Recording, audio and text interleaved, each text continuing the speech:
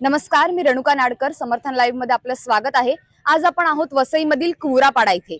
या आदिवासी पाड्यामध्ये नागरिकांना अनेक समस्यांना सामोरे जावं लागत आहे. त्यांच्या नेमक्या कुठल्या समस्या आहेत त्या आपण आता जाणून घेऊयात.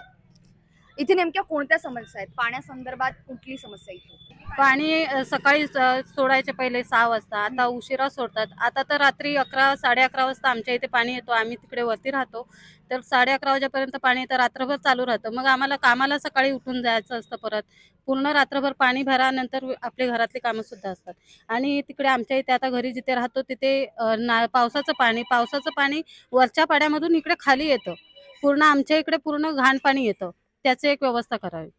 मग महापालिकेला या संदर्भात तुम्ही कळवलं का? त्यांनी काय त्यांची गटार साफ करून गेलेत फक्त, पण ते वरतून पाणी जे येतं ते गटारामध्ये न जाता पूर्ण गल्लीमध्ये पूर्ण हे होतं. आमची मुलं पण लहान लहान आहेत, आम्ही पण नसतो. आता जास्त पाणी भरलं तर कदाचित घरी पण चढू शकतं पाणी.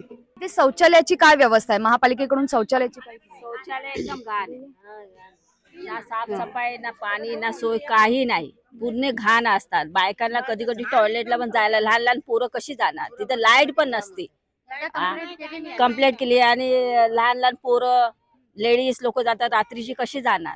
रस्त्यात लाईट नाही काय नाही आणि वरचं एवढं पाणी येते पूर्ण घरात पाणी जाते. लोक काय करणार? मग इथे रस्त्याची व्यवस्था कशी आहे? जर तुम्हाला शौचालयाची व्यवस्था नाही तर रस्त्याची व्यवस्था कशी आहे? रस्त्याची एकदम हाय.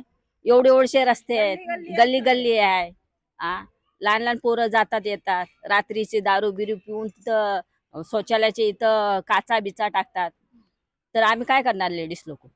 मग जिथे रस्त्याची व्यवस्था नाही तर शाळेत जाणारी जी मुलं आहेत त्यांना कुठल्या समस्या येतात? त्यांना कसं जावं लागतं? त्यांना पण या मेन रस्त्याने पाण्यातनं जावं लागतं. एवढं पाणी भरतंय पावसाचं. हे काय महानगरपालिका काही बघत नाही.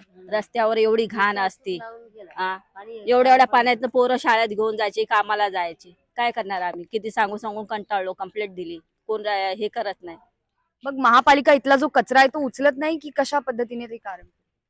महापालिका कचरा साफ करते, काय थोडेसे वरचे कचरे साफ करतात, बाकीचे काहीच करत नाही. काय गटार एवढे भरलेले आहेत का ते गटाराचं पाणी पूर्ण खाली येते.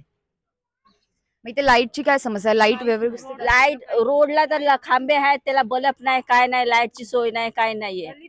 गल्लीत पण लाईट नाही. गल्लीत पण आमच्या लाईट नाही. पहिली मेन म्हणजे कुठं रस्ते चांगले नाही. काय करायचं काय?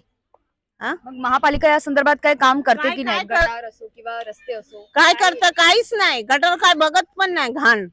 आणि त्या दिवशी ओरडली तर मला म्हणतात नंतर करतो, थांबा, असं करून मला मग. तर आता आपण पाहिलेलं आहे की इथे कुवरपाड्यामध्ये अनेक समस्या आहे. मग त्या कचऱ्यासंबंधी असतील किंवा पाण्यासंबंधी असतील किंवा लहान मुलांना शाळेत जाताना जे काही कमरेभर पाणी भरतं त्यातून जाणं असेल तर महापालिका यावर काय ऍक्शन घेणार हे पाहणं आता महत्वाचं ठरणार आहे.